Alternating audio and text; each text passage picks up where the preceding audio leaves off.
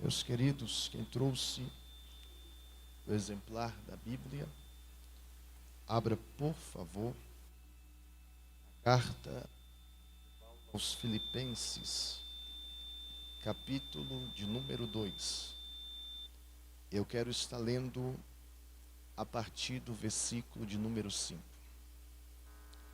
Carta de Paulo aos Filipenses, capítulo 2, versículo de número 5.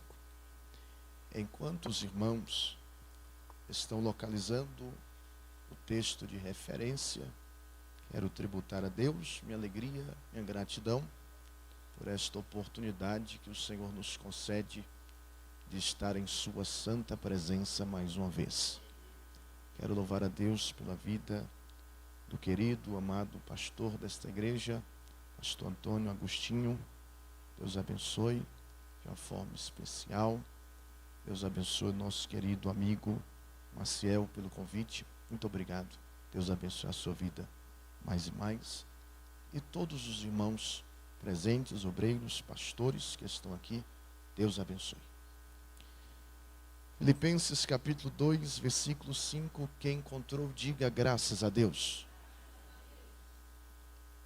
Está escrito assim: tende em vós o mesmo sentimento que houve também em Cristo Jesus, pois ele, subsistindo em forma de Deus, não julgou como usurpação ser igual a Deus.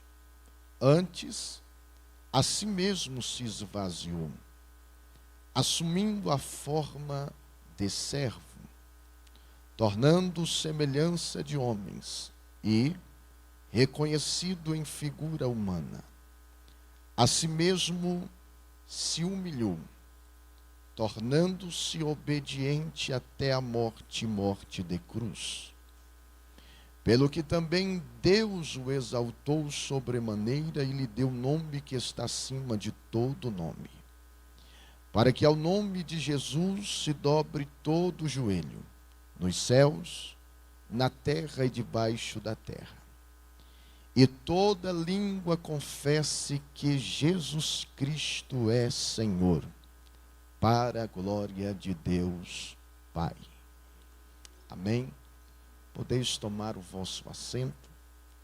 Me empreste alguns minutos da sua preciosa atenção para mim poder lhes transmitir o que Deus colocou no meu coração. Queridos, essa noite nós estamos diante de uma das cartas que Paulo escreveu quando estava preso. Haja vista que esta carta é considerada como a carta da alegria, pelo fato que, por diversas vezes, o apóstolo Paulo repete a frase: alegrai-vos no Senhor, regozijai-vos no Senhor. Quando eu olho para o capítulo de número 2, aonde está inserido o tema proposto para esta noite, nós podemos entender que o contexto aqui é de unidade. O contexto aqui é de comunhão. Havia duas irmãs na igreja de Filipe que estava trazendo alguns problemas, alguns transtornos. E Paulo vai se utilizar da teologia cristológica para poder aplicar uma prática àqueles irmãos daquela igreja. E para isso, no capítulo 2 e a partir do verso 5, o apóstolo se utiliza de um poema, de um hino, a qual Paulo expressa aqui o exemplo glorioso de Jesus Cristo, o exemplo da sua humildade, o exemplo da sua humilhação.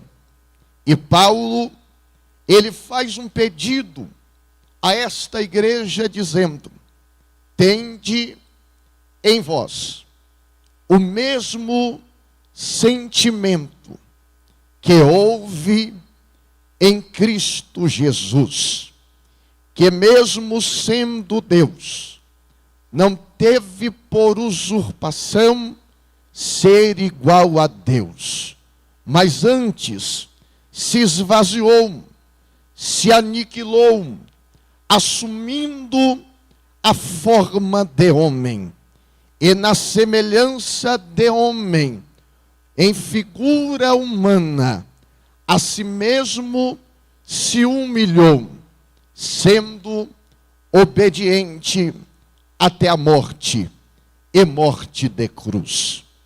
Pelo que soberanamente Deus o exaltou e lhe deu um nome que está acima de todo nome. Quando eu olho para esta expressão do apóstolo Paulo, no versículo de número 9, parece muitas vezes que Paulo está entrando em contradição com o anjo Gabriel. Quem não lembra de Lucas, no capítulo de número 1, quando Gabriel desceu na casa de Maria e disse: salve e agraciada, bem-aventurada és tu entre as mulheres. E Gabriel diz: você dará luz a um filho, e o seu nome será chamado de Jesus, pois ele será grande diante de Deus, e o seu trono jamais passará. Mas, quando você olha para este texto de Lucas 1, você percebe que o nome dado ali a Jesus é um nome de identificação. Este nome, nesta época de Jesus, era um nome muito comum. Existe aqui o nome de identificação que Jesus iria assinar com ele, que Jesus iria ser correspondido por ele. Mas, quando Paulo escreve o verso de número 9, Paulo não está falando apenas de um nome. Paulo está falando de um título que Jesus, ele recebeu. Porque este nome está acima de todo o nome de Jesus. Quando eu penso no nome de Jesus, eu não penso nas coisas de baixo, eu penso nas coisas de cima. Quando eu penso no nome Jesus, eu não penso em fracasso, eu penso em sucesso. Quando eu penso no nome de Jesus, eu não penso em derrota, eu penso em vitória. Quando eu penso no nome de Jesus, eu não penso em enfermidade, eu penso em saúde. Quando eu penso no nome de Jesus, eu penso nas suas maravilhas, porque esse nome é todo poderoso. Mas quando nós olhamos para este título, este nome dado a Jesus, que o escritor aos Hebreus, no capítulo de número 1, ele escreveu dizendo: por muito tempo Deus falou através dos profetas, mas agora ele fala através do seu Filho, que depois da purificação lhe doou um nome que está acima de todos os anjos e de toda a criação. Queridos irmãos, para Jesus ter este nome, Jesus precisou vencer alguns obstáculos. Para Jesus ter este nome, Jesus precisou vencer algumas guerras. E quando eu olho para este hino, para este cântico de Paulo aqui, eu percebo que Jesus venceu algumas guerras, algumas batalhas. A primeira coisa que Jesus venceu, que o texto nos mostra, é que Jesus, ele venceu a si mesmo. Observe o que Paulo disse, que ele não subjugou ser Deus, mas antes veio a ter forma de homem. Observe que Jesus, ele venceu a si mesmo. O maior guerreiro não é aquele que vence uma grande batalha. O maior guerreiro não é aquele que vence um grande exército.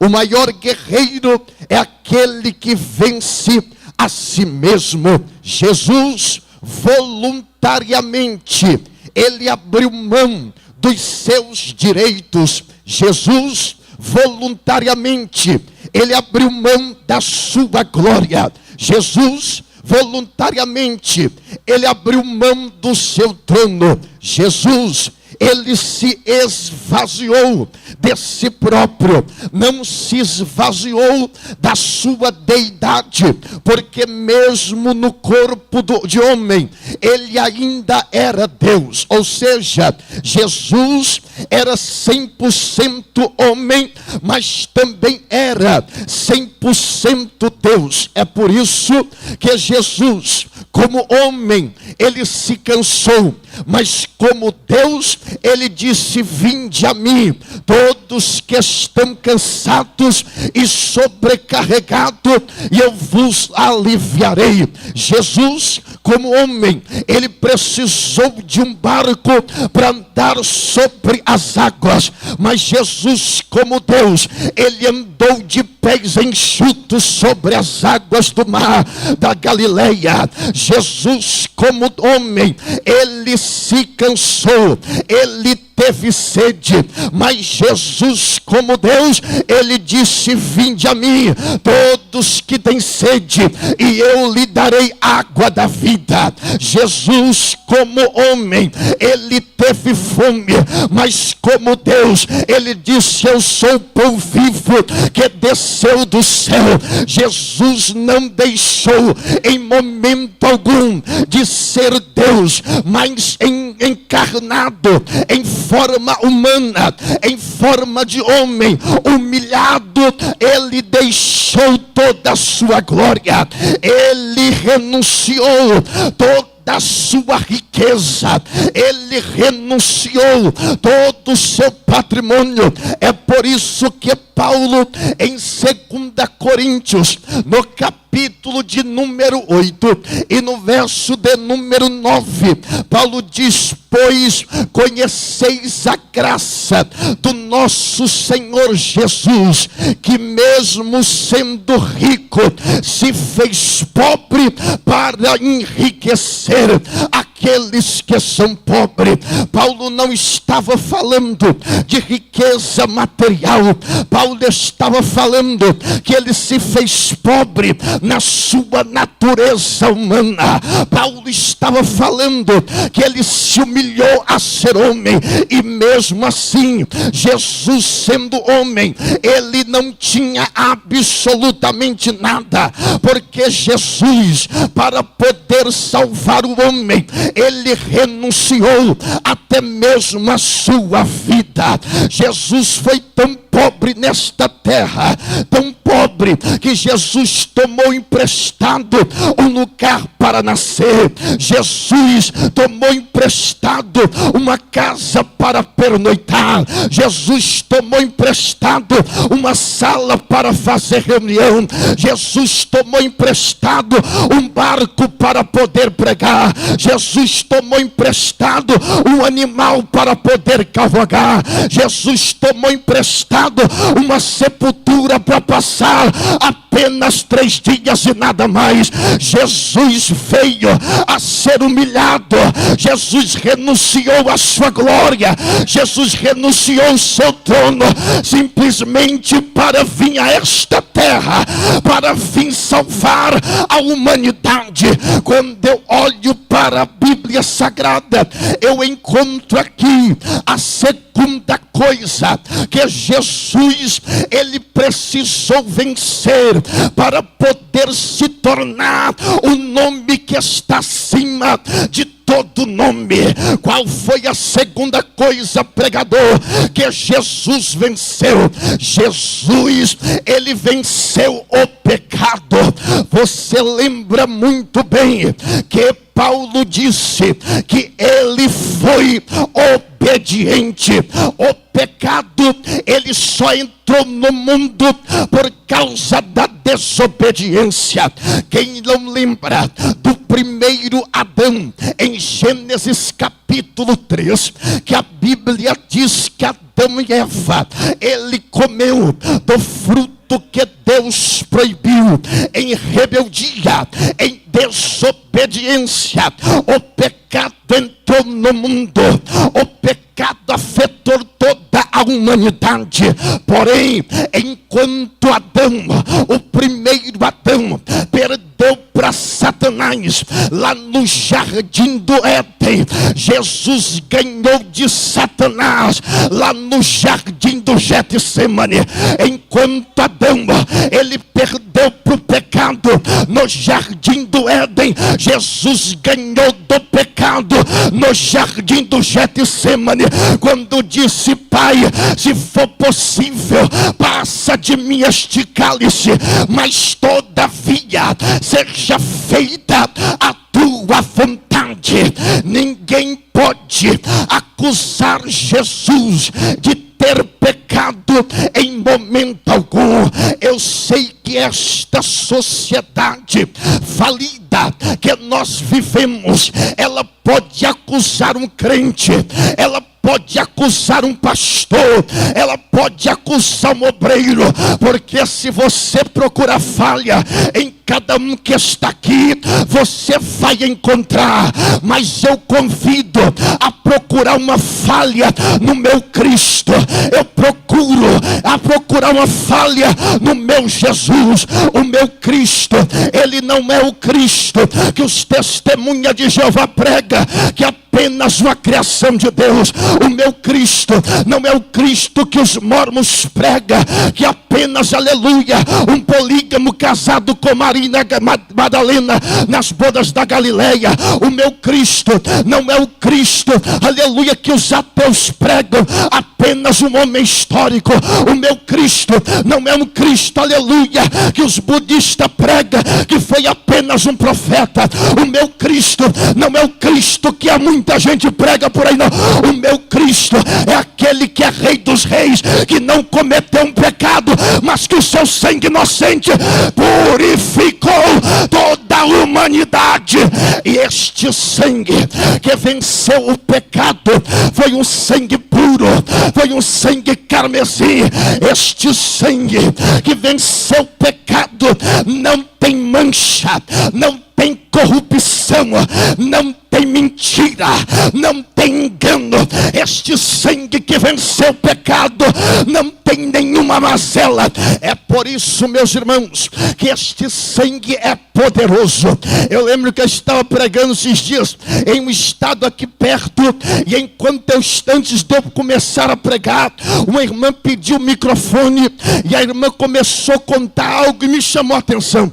E ela disse assim: eu era uma ex-mãe de santa, e um dia o diabo desceu no terreiro e disse para mim assim: pega o teu filho, coloca ele dentro de uma congaia e banha ele por 7 dias.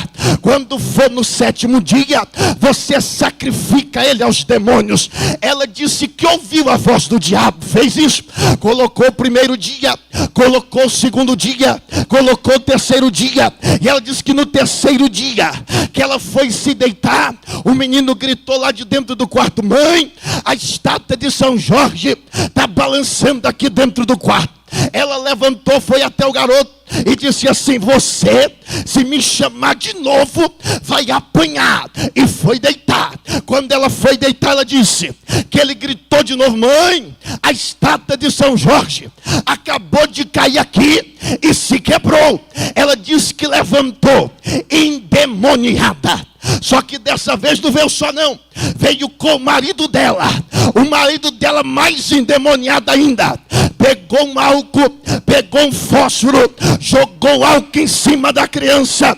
E na hora que ele ateou o fogo, ela disse só que tinha um problema. E ela disse: é porque do lado da nossa casa tinha a casa dos crentes lá. E ela disse: naquela época os crentes tinham costume de fazer culto doméstico, porque hoje não tem mais. Hoje a Netflix roubou esse tempo, a televisão roubou. Aí ela disse que um dia o filho dela foi convidado para ir a um culto lá, e ele foi. Quando chegou lá, o coleguinha dele olhou para ele e disse: meu amigo, quando você estiver em apuro, é só clamar pelo sangue de Jesus e está tudo resolvido. Ela disse que quando o marido foi atear fogo, o garoto lembrou do culto da casa dos crentes e deu um grito dizendo: o sangue de Jesus tem poder, o sangue de Jesus tem poder. Quando ele disse: o sangue de Jesus tem poder, ela caiu endemoniada para o lado, ele caiu endemoniado para o outro.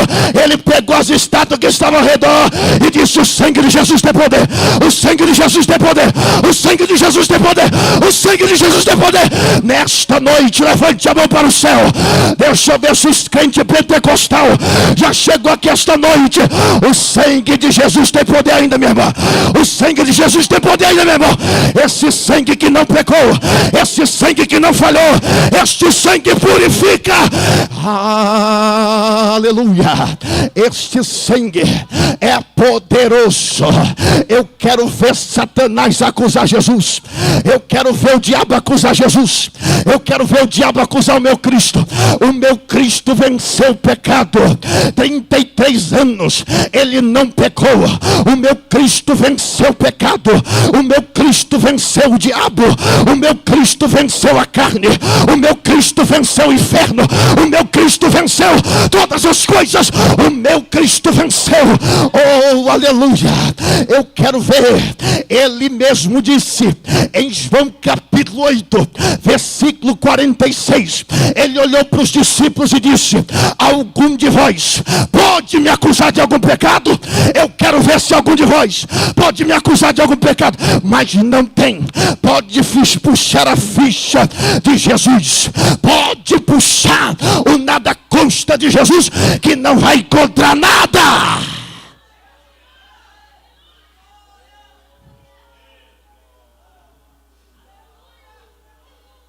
Foi obediente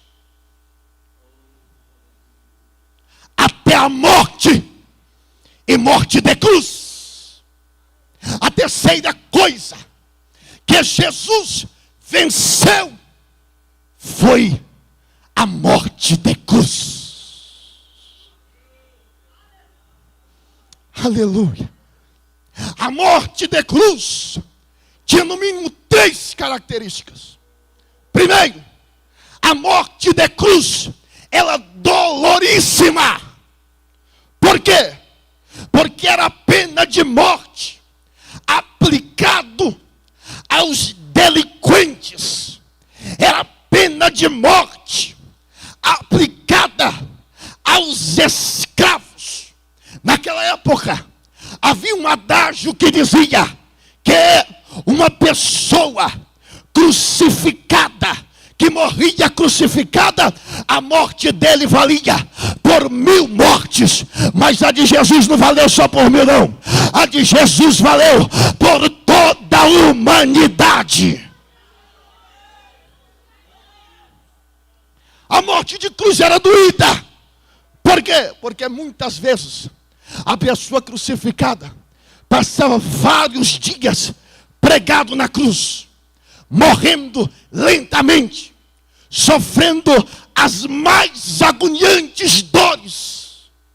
A segunda característica da morte de cruz é que ela era ultrajante. Por que ultrajante, pregador? Porque a pessoa que era condenada à morte de cruz era açoitada, despida, cuspida, e era obrigado a carregar uma cruz de cerca de 56 quilos em direção ao Gólgota, aproximadamente 300 metros de açoite, de tortura, de agonia, de sofrimento. Terceiro, a morte de cruz era maldita. É por isso que Paulo diz em Gálatas 3,13 que é por causa que ele se fez maldito na cruz, todas as maldições foram quebradas. Aleluia. Depois da cruz, minha irmã e meu irmão, não precisa ter medo de maldição. Aleluia. O nome de um crente salvo pode botar na boca do sapo, na boca da galinha preta, no quinto dos infernos, que não tem problema. Por quê? Porque Jesus quebrou toda a maldição na cruz do Calvário. Nenhuma condenação há para aqueles que estão em Cristo, que não anda segundo a carne, mas segundo o Espírito de Deus. Jesus venceu a cruz.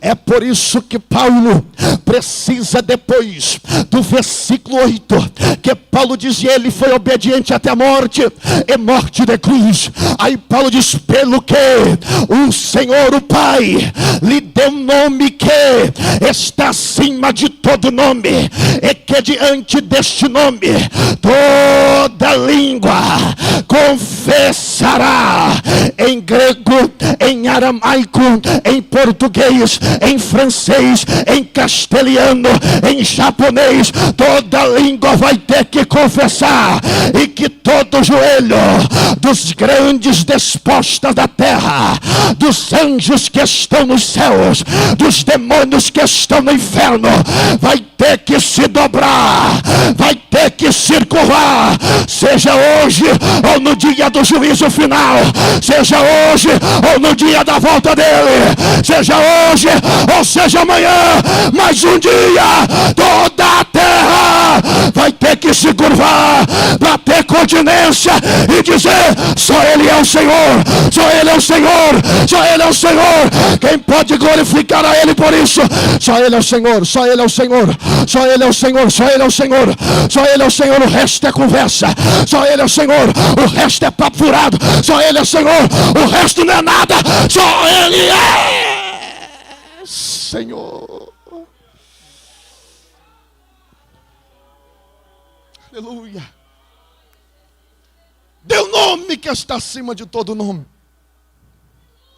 E esse nome é tão poderoso, que quando Pedro estava subindo em Atos 3, na porta do templo Formosa, o paralítico estava lá. E ele disse: olha para nós, eu não tenho prata, não tenho ouro, mas o que eu tenho, eu te dou. O quê? Em nome de Jesus, levanta e anda.